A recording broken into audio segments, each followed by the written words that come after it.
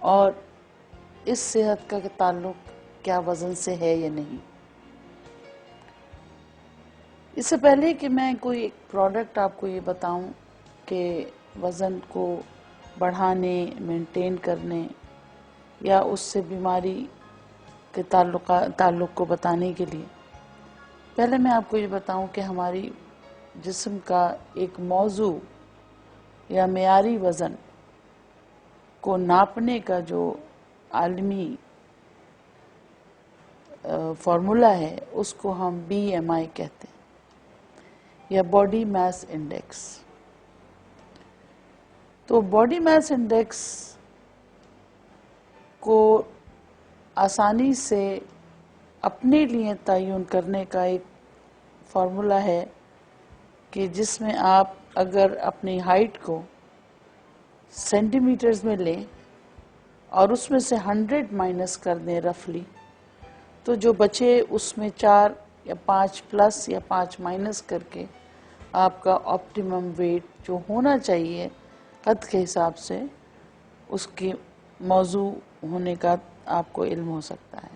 مثال کے طور پر اگر آپ کا قد 150 سینٹی میٹرز ہے تو آپ کا وزن 55 kg سے زیادہ نہیں ہونا چاہیے، کیونکہ اگر وہ اپنے اس معیار سے اوپر ہو یا کم ہو تو پھر ہمیں بیماریاں لاحق ہونے کا خدشہ زیادہ ہوتا ہے، اور موٹاپا یا وزن کا بڑھنا خود اب ایک بیماری مانی جاتی ہے۔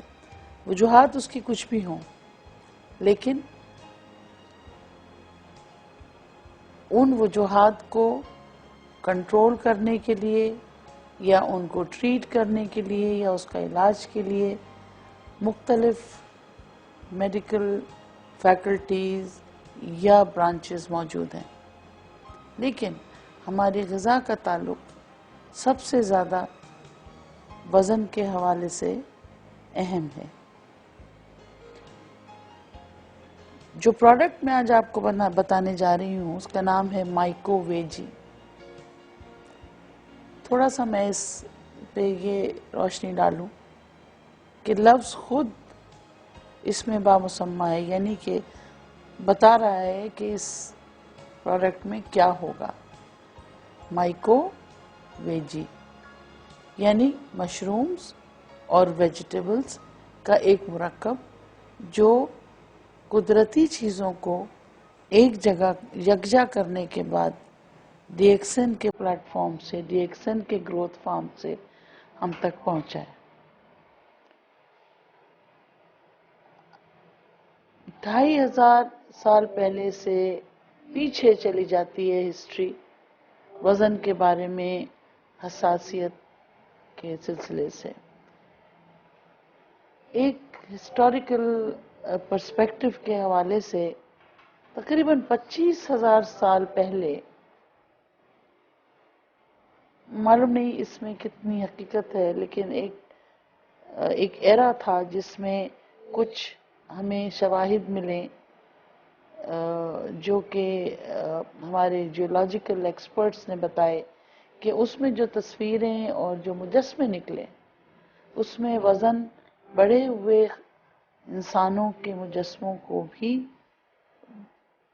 بتایا گیا کہ یہ وزن کا بڑھنا ہر دور میں، ہر عمر میں اور ہر ایرا میں دیکھا گیا، اور اس کو نہ صرف شناخت کر کے بلکہ اس کے لیے کچھ نہ کچھ کرنے کے لیے سائنسدانوں نے کوششیں کی ہیں اور وہ جاری ہیں۔ اب تو وزن کا بڑھنا یا اوبیسٹی یا موٹاپا ایک واضح پرابلم اختیار کرتا جا رہا ہے۔ یونائٹڈ اسٹیٹس آف امریکہ میں ایک اندازے کے مطابق تقریباً 1.7 بلین لوگ موجود ہیں۔ یہ اسٹڈی ہے 2006 کی۔ 2008 میں اس میں 10% اضافہ ہو چکا۔ یعنی یہ پریشانی یونائٹڈ اسٹیٹس آف امریکہ کو ہی نہیں، لیکن چونکہ انہوں نے اس کی تحقیق اور شواہد ہمیں مہیا کیے، اور جو کہ ہمیں سائنسدانوں کی ریسرچ سے ہم تک پہنچے، تو اس سے یہ تکلیف دہ حد تک یہ خطرناک بات ہم پہ سامنے آئی کہ جو توازن ہے مسلسل بڑھتا جا رہا ہے، اوبیسٹی یا موٹاپا اب بڑوں میں ہی نہیں بچوں میں بھی ایک خطرناک صورت اختیار کر گیا ہے۔ ایک اندازے کے مطابق تقریباً 30 سے 35% آبادی مردوں کی جو ہے وہ موٹاپے میں گلوبلی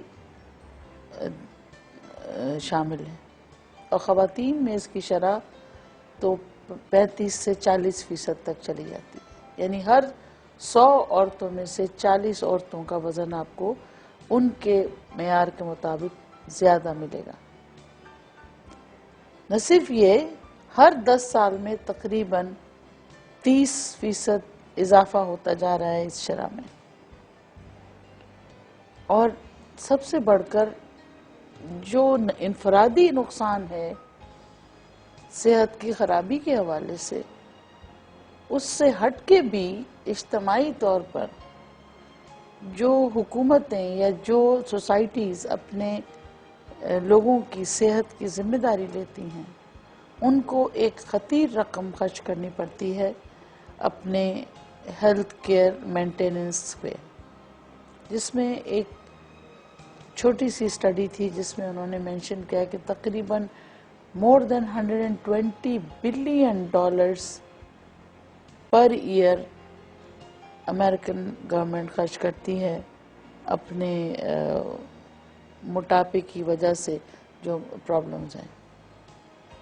پھر تقریباً 300,000 یعنی 3 لاکھ سے زیادہ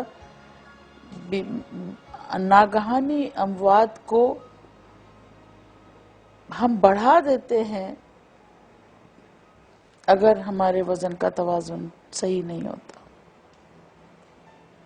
تو اس شرح سے اگر ہم دیکھیں تو زندگی کتنی خطرناک موڑ پر آ گئی اگر وزن کا موضوع یا نامناسب ہونا۔ اس میں دونوں چیزیں آ جاتی ہیں، وزن کا بڑھنا بھی اور وزن کا حد سے کم ہونا بھی۔ تقریباً 200 سال سے جو عمر کی تناسب ہے، جس کی آخری حد ہم جسے کہیں، وہ اب کم ہوتی جا رہی ہے۔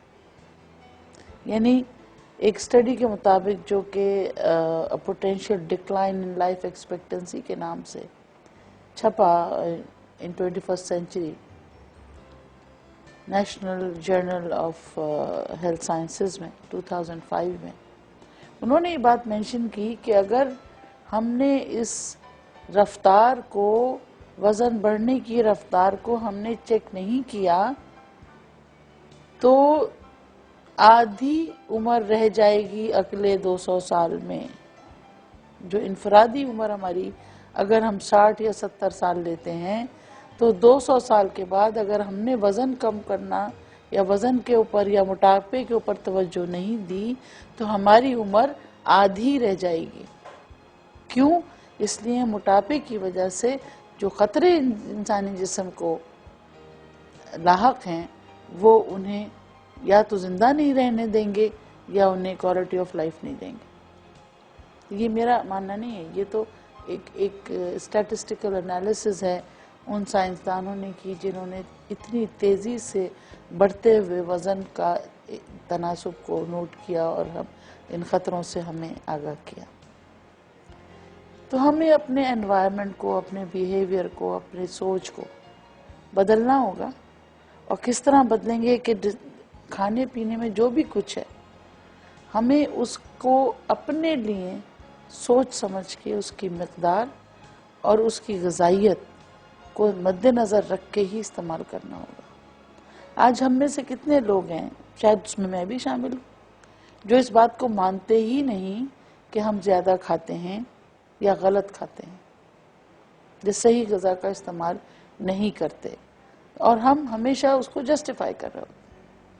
کسی سے بھی آپ پوچھ لیں، ڈاکٹر اگر آپ سے یہ سوال کرتا ہے کہ بھئی آپ کا وزن کیوں بڑھ گیا، یا آپ کا وزن کم کیوں ہے، یا آپ صحت مند کیوں نہیں ہیں، تو جواب یہی ملتا ہے کہ میں تو بالکل بہت کم کھاتا ہوں یا کھاتی ہوں، اور آپ رہ کے دیکھ لیں میرے ساتھ، میں تو بہت مناسب غذا لیتا ہوں۔ کبھی بھی کوئی اپنے آپ کو بلیم کرنے تیار ہی نہیں ہے کہ ہم اپنے وزن کے ساتھ یا اپنی غذا کے ساتھ کس حد تک سنجیدہ ہیں۔ تو آخر موٹاپا ہوتا کس لیے؟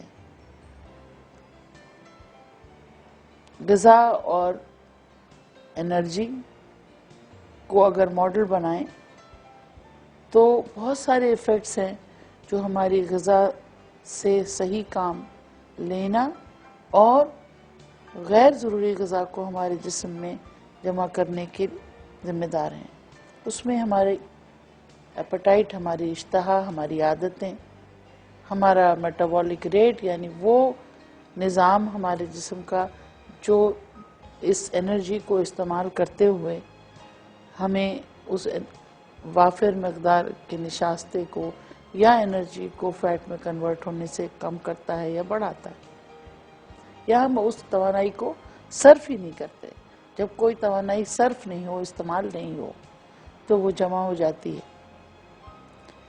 پھر موروثیت بھی اس کی ذمہ دار ہے، یعنی اگر ہمارے خاندانوں میں وزن کے بڑھنے کا تناسب زیادہ ہے تو ہم میں اور ہمارے بچوں میں اور زیادہ احتیاط کی ضرورت ہے، کیونکہ ہم جینیٹیکلی پرون ہیں اس بات کے کہ ہم وزن بڑھ سکتا ہے ہمارا۔ پھر ہمارا کلچر، ہمارا غذائی کلچر یا ہمارا انفرادی ماحول ہمارے گھروں کا، جس میں ویٹ کو یا وزن کو بڑھانے کی طرف توجہ زیادہ دی جاتی ہے بنسبت وزن کو کم کرنے کے لیے۔ اس میں ہمارا سوشو اکنامک سٹیٹس بھی آتا ہے، ہماری بیڈ ہیبٹس بھی آتی ہیں، ایڈکشنز بھی آتی ہیں، ہمارے ہارمونز کا غیر متوازن ہونا بھی آتا ہے، ہمارے اموبلائزیشن یا سست روی یا فزیکل ایکٹیویٹی یا حرکت کا کم کرنا یا نہ کرنا بھی شامل ہے۔ پھر نفسیاتی طور پر بھی جب انسان صحت مند نہ ہو تو یا تو وہ زیادہ غذا لیتا ہے یا بالکل نہیں لیتا۔ تو یہ تمام باتیں ہمیں یہ سوچنے پر مجبور کر رہی ہیں کہ کیا ہمیں تھوڑا سا وقت نکال کے یہ سوچنا پڑے گا کہ ہمیں اہم غذاؤں کو کب، کیسے اور کتنا لینا چاہیے، اور کب ہمارے جسم کو علاج کی ضرورت ہے، اور کون اس کا تعین کرے گا۔ جب تک ہم اپنے بارے میں سنجیدہ نہیں ہوں گے، اپنی صحت کے بارے میں سنجیدہ نہیں ہوں گے، ہم کبھی بھی ان سوالوں کے جواب تلاش نہیں کریں گے۔ پھر یہ صرف یہی باتیں ہی نہیں، یہ وجوہات ہی نہیں، وزن کے بڑھنے کی وجہ دوائیں بھی ہوتی۔ کچھ دوائیں جو لائف سیونگ ڈرگز کہلاتی ہیں یا زندگی کو بچانے کے لیے ہمیں استعمال کرنی پڑتی ہیں، یا عمر کے کچھ حصوں میں ان کا استعمال ضروری ہو جاتا ہے۔ کچھ بیماریوں میں، کرونک بیماریوں میں یہ استعمال میں زیادہ آنے والی دوائیوں کی بھی ٹینڈنسی ہوتی ہے کہ وہ میٹابولک ریٹ کم کرتی ہیں یا اوبیسٹی کی طرف لے کے جاتی ہیں۔ تو ایک وشس سرکل ہے، یعنی آپ نے کھایا اور ایکسرسائز نہیں کی تو وہ جمع ہو گیا، پھر انرجی ایکسپینڈیچر کم ہوا تو ایڈیپوز ٹیشوز میں جمع ہونا شروع ہو گئی چکنائی. اوبیسٹی صرف کھانے سے ہی نہیں ہوتی. تھوڑا سا بھی اگر کھائیں اور اس کو استعمال نہ کریں یا ڈیکریز ایکسپینڈیچر آف انرجی کہیں اسے، جتنا کہ ہمارا اندرونی نظام کو تھرمو ڈائنامکلی ضرورت ہے، اس کا اگر ہم استعمال نہ کریں تو غیر استعمال شدہ توانائی بھی چربی میں کنورژن کر سکتی ہے. اور پھر اتنا مشکل کیوں ہے وزن کا کم کرنا؟ اس کے بھی بائیو کیمیکل ریزنز ہیں.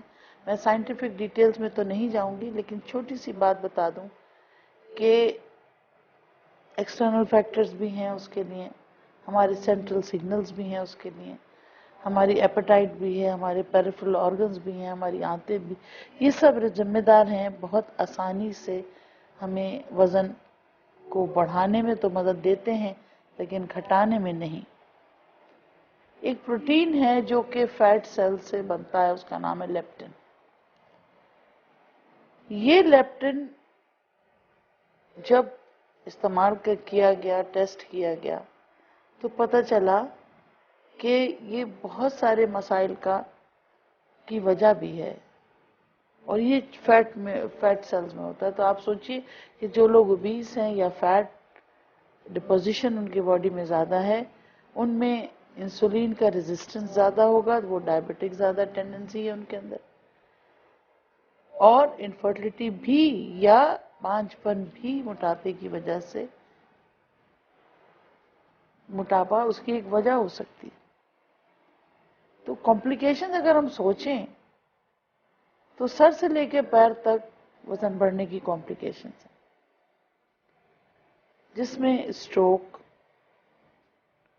آنکھوں پہ آئیے تو کیٹریکٹ، جسم میں داخل ہوئی ہے تو circulatory failures, heart diseases, diabetes, dyslipidaemias, hypertension, pancreatitis, cancer, phlebitis, osteoarthritis, pulmonary diseases, پھر گال بلیڈر کی ڈیزیزز، اسی طرح گائنی کے بہت سارے مسائل جو صرف اور صرف موٹاپے کی کمپلیکیشن کے طور پر ہمیں ستاتے ہیں. آسٹیو آرتھرائٹس، سب سے بڑھ کر جوڑوں کی بیماریاں. جوڑوں کی بیماریاں دبلے آدمی کو بھی ہو سکتی ہیں، لیکن جو پنجر، جو اسکیلیٹن اللہ نے ایک مناسب وزن کے لیے، اس کو ڈھونے کے لیے، وزن اٹھانے کے لیے دیا تھا. مثال کے طور پر اگر ایک 5 فٹ کے انسان کے لیے تقریباً 60 kg کا وزن اس کی ہڈیاں برداشت کر سکتی ہیں بغیر اپنے آپ کو دکھ دیے، بغیر ہڈیوں کو پریشان کیے، بغیر ہڈیوں کو ٹراما دیے، اگر آپ اس کے اوپر 70 kg یا 80 kg یا 90 kg کا وزن ڈال دیں گے تو جوائنٹ موومنٹ سے لے کے جوائنٹ کی فلونس یا ویٹ بیئرنگ کیپیسٹی بھی ڈیکریز ہونے لگتی. اور نتیجہ کیا ہوتا ہے؟ ایک کرونک انفلیمیٹری ڈس آرڈر شروع ہو جاتا ہے، آسٹیو آرتھرائٹس، آسٹیو آرتھروسس، اور پھر لیٹر آن لائف میں ساری عمر ہی آپ کو دواؤں پہ گزارنی پڑتی ہے یا فزیوتھراپی کا شکار ہوتا ہے. ان تمام چیزوں سے بچنے کا صرف ایک ہی حل ہے کہ ہم وزن کو بڑھنے ہی نہ دیں. اس کے علاوہ وزن بڑھنے کے جو 2 سب سے بڑے سائیڈ ایفیکٹس ہیں، جو سائلنٹ کلرز آف لائف کہلاتے ہیں، یعنی جن کا وزن زیادہ ہے ان کو ڈائبٹیز کا ہونے کا امکان تقریباً 55% زیادہ ہے ایک عام آدمی سے جس کا وزن مناسب ہے. اور یہ میں نہیں کہتی، یہ سائنٹیفک ڈیٹا ثابت کرتا ہے کہ جن لوگوں کا BMI 25 سے کم ہے یا برابر ہے، ان کو ٹائپ 2 ڈائبٹیز جو ہے وہ 15% ہو سکتی ہے. لیکن جن کا BMI 25 سے زیادہ ہے اور 30 سے کم ہے، وہ 30% شکار ہوں گے ڈائبٹیز کا یقینی طور پر. لیکن جن کا وزن BMI 30 سے زیادہ ہے وہ 55% زیادہ امکان ہے کہ وہ ڈائبٹیز میں مبتلا ہو جائیں کبھی نہ کبھی۔ تو یہ ایک خطرناک توازن جو ہمیں اس طرف سوچنے پر مجبور کرتا ہے۔ اور سب سے بڑھ کر بقرات نے یا ہپوکریٹس نے جو ایک فیکٹ ہمیں بتایا کہ سڈن ڈیتھ یا اچانک موت کی وجہ بھی کبھی کبھی وزن کا بڑھنا ہوتا ہے، اور اس کے لیے تمام وجوہات جو میں نے آپ کو پہلے بتائی کہ کس طرح ہر سسٹم کے اوپر وزن کے بڑھنے کے نقصانات ہوتے ہیں۔ تو کیسے بھائی ٹریٹ کریں ہم وزن بڑھنے کو؟ سوال یہ پیدا ہوتا ہے بھائی اتنی بڑی بڑی باتیں کرنے کا کیا فائدہ ہے جب آپ وزن بڑھنے کو روک ہی نہیں سکتے؟ اس کے کئی طریقے ہیں، مختلف پیمانے ہیں، کیلکولیشنز ہیں۔ پہلی تو بات یہ کہ آپ اپنے آپ کو انالائز کریں کہ کتنا ایک وزن آپٹیمم ہونا چاہیے، پھر ٹارگٹ کریں کہ یہ کیوں بڑھ رہا ہے، اس کی وجوہات دیکھیں، اور اس کو موٹیویشن کے ساتھ شروع کریں کہ ہاں اب ہمیں وزن کم کرنا ہے یا بڑھانا ہے، کیونکہ ہمیں کوالٹی آف لائف کے ساتھ زندہ رہنا ہے۔ اور کون سی ڈائٹ آپ کو ریکمینڈ کی جائے گی، کون یہ کام کرے گا، کس کے پاس اتنا وقت ہے کہ وہ نیوٹریشنسٹ کے پاس جائے اور اتنا پیسہ اور وقت لگا کے پھر وہ اس کو فالو بھی نہ کرے؟ ان میں سے کتنے لوگ، ہارڈلی 10 to 15% لوگ ڈائٹ کانشیس ہیں جو جاتے ہیں اور جن کے پاس اتنا ماشاءاللہ حیثیت ہے کہ وہ ہیوی ڈائٹ کنٹرول تھراپیز کو بیئر کر سکتے ہیں۔ پھر فزیکل ایکٹیویٹی کا کیا گول سیٹ کرتے ہیں آپ، اسٹریٹجیز کیا ہونی چاہیے؟ 5-6 طریقوں سے آپ وزن کو کم کر سکتے ہیں۔ پہلی بات، آپ کی ڈائٹ تھراپی کیا ہے؟ دوسرے، آپ کی فزیکل ایکٹیویٹی کو آپ کو بڑھانا ہے۔ تیسرے، آپ نے کچھ ایسی میڈیکیشنز لینی ہیں ان دواؤں، ان مرضوں کے امراض کے لیے جو وزن بڑھانے کے ذمہ دار ہیں۔ ان میں سب سے بڑی ریزن جو ہے وہ تھائرائیڈ کے غدود کا کم کام کرنا ہے، جس کو ہم کہتے ہیں ہائپو تھائرائیڈزم۔ پھر دوسرا بڑا غدود جو ایڈرینل گلینڈ ہے، اس کے نامناسب کام کی وجہ سے بھی وزن بڑھنے میں کے امکانات ہوتے ہیں۔ تیسرا، آپ کا بیہیویئر کیسا ہے، اس بیہیویئر کو آپ کو چیک کرنا ہے، یعنی میڈیکل بیک گراؤنڈ سے میڈیکل ریزننگ کر کے اوبیسٹی کی وجہ نکالیں اور اس کے بعد اس کو کنٹرول کرنے کی کوشش کریں۔